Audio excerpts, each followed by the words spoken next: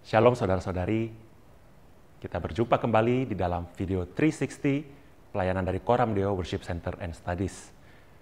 Kali ini kita akan membahas mengenai worship team in worship.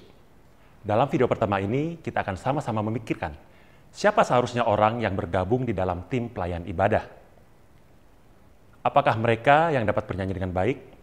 Apakah mereka yang dapat bermain instrumen musik dengan baik? Apakah mereka yang dapat melakukan liturgical dance dengan begitu indahnya? Apakah persyaratan untuk masuk ke dalam satu tim pelayan ibadah hanya bergantung pada kriteria-kriteria ini? Mari kita lihat apa yang Alkitab katakan mengenai hal ini. Di dalam Alkitab, terutama di dalam Perjanjian Lama, kita dapat menemukan sebuah pola yang cukup menarik.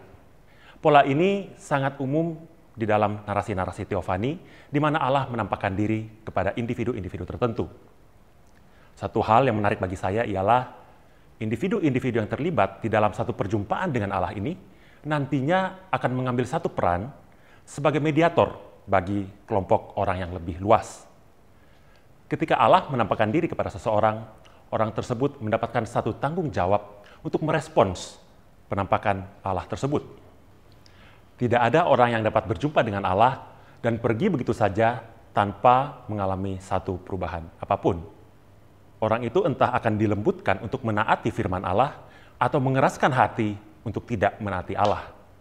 Alkitab menunjukkan bahwa respons ketaatan ini seringkali dilakukan dalam bentuk pelayanan. Pelayanan seperti apa? Mari kita lihat contohnya. Di dalam narasi semak duri yang menyala-nyala, di mana Allah menampakkan diri kepada Musa, kita dapat melihat bahwa Musa diutus dengan satu tugas, dan Musa harus merespons dengan taat dan melayani Allah.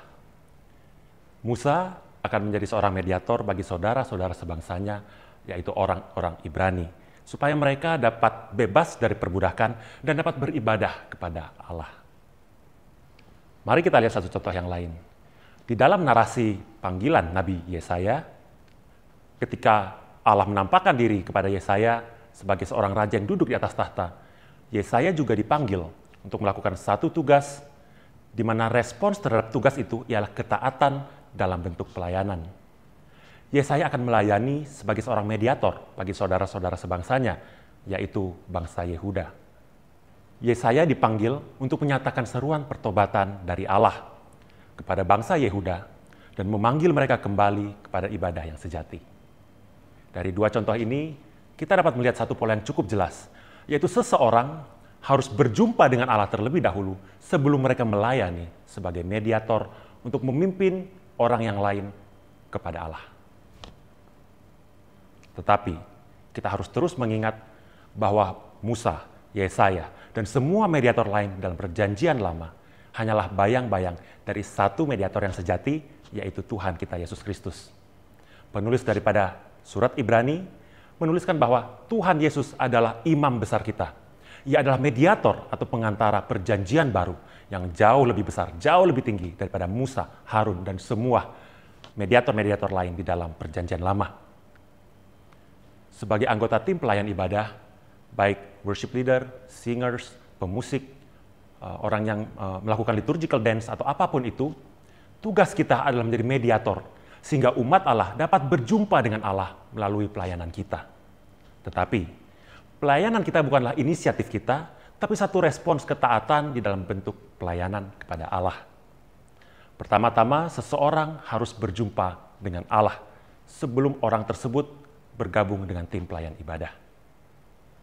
Seorang pelayan ibadah harus menjadi seorang penyembah Allah yang sejati sebelum ia dapat menjadi medium atau alat yang Tuhan bisa pakai untuk memanggil orang lain ke dalam satu perjumpaan atau persekutuan dengan Allah. Dengan kata lain, anggota tim pelayan ibadah haruslah mereka yang sudah sungguh-sungguh berjumpa dengan Allah. Mereka harus menjadi penyembah-penyembah Allah yang sejati. Apakah itu artinya skill tidak penting?